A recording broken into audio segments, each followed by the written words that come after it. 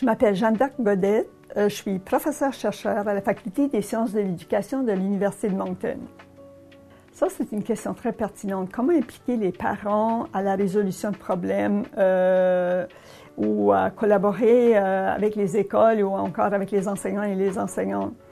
D'abord, je dirais la première chose qu'il faut faire, je pense, c'est lorsqu'on a un problème dans une salle de classe avec des enfants ou avec des jeunes ou avec des élèves, il faut comprendre la nature du problème avant de rejoindre les parents. Ça, c'est la première chose pour voir est-ce que vraiment c'est quelque chose qu'on peut résoudre ici. Et si oui, bien où est-ce qu'on va pour les outils? Qui peut nous aider à résoudre ce problème-là? Ensuite, il faut comprendre que on ne peut pas toujours atteindre tous les parents d'enfants. Et les enfants aussi vivent dans différents types de foyers. Il y a une diversité de parents. Il y a des parents, des enfants qui vivent dans des milieux socio-économiques qui sont favorables ou qui sont moins favorables. Alors, il faut essayer de comprendre est-ce qu'on peut rejoindre ces parents-là? Et si oui, comment on les rejoint? Je pense que c'est des questions qu'il faut se poser avant de se lancer et de dire on va rejoindre les parents.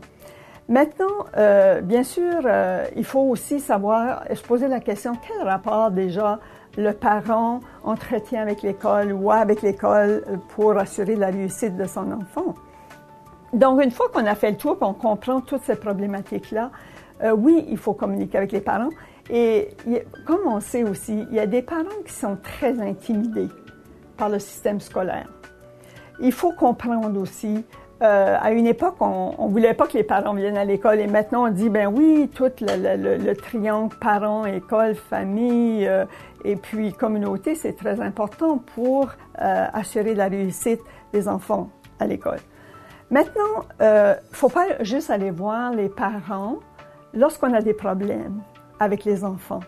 Il faut communiquer avec les parents pour les inviter, que ce soit des fêtes qu'on fait, qui viennent voir comment les enfants vivent leur réalité en milieu scolaire. Il faut aussi inviter les parents peut-être à venir voir des expositions, des travaux qui ont été réalisés par les enfants.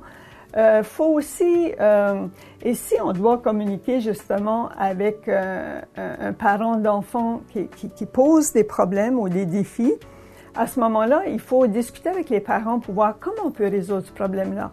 Et pas en arriver pour leur dire, bon, votre enfant fait ci, votre enfant fait ça, et puis qui est très négatif dans le fond. Et je crois si on fait confiance aux parents, et puis ce sont à mon avis, les personnes qui connaissent mieux leurs enfants. Il faut de cette façon-là les inviter à faire partie de la solution.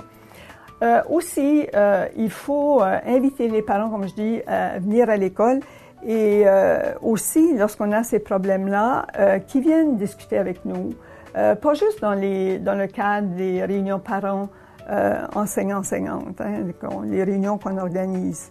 Mais il faut être créatif, il faut essayer de voir comment aussi on peut faciliter ce contact-là et comment on peut amener le parent à sentir qu'il fait partie prenante et qu'il a droit de s'intéresser et de venir à l'école aussi. Somme toute, pour conclure, je crois que souvent les parents, ils n'aiment pas beaucoup d'entendre que les enfants sont difficiles. Et puis, ils peuvent avoir une réaction lorsque tu les abordes. Et puis, ils vont se mettre sur la défensive, puis ils vont essayer de peut-être protéger l'enfant. Moi, je dirais, un conseil, c'est de ne pas rentrer dans un rapport de force avec le parent, mais être davantage à l'écoute. Et puis ensuite, je crois qu'on peut ouvrir les portes pour le dialogue.